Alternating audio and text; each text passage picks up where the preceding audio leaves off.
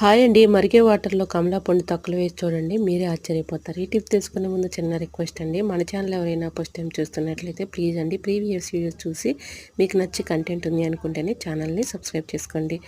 ఏదైనా ఒక గిన్నె తీసుకొని ఆ గిన్నెలో కొన్ని వాటర్ అయితే రాగి వాటర్ తీసుకొని దీనిలో బాగా కొంచెం వాటర్ మరిగించిన తర్వాత కమలా పండు తొక్కలను ఇలా మరిగించుకోవాలి.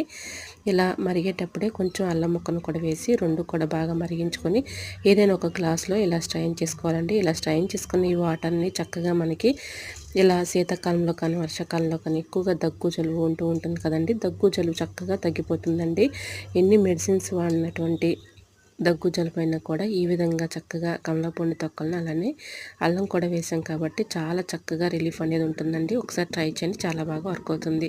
ఇలా అద్దాల పైన ఉన్నటువంటి డస్ట్ కానీ మరకలు కానీ పోవాలంటే కొంచెం టూత్పేస్ట్ వేసి ఇలా క్లీన్ చేసుకుంటే చక్కగా పోతాయి. సో యూజ్ అవుతుంది అనుకుంటే ట్రై చేయండి. వీడియో నచ్చితే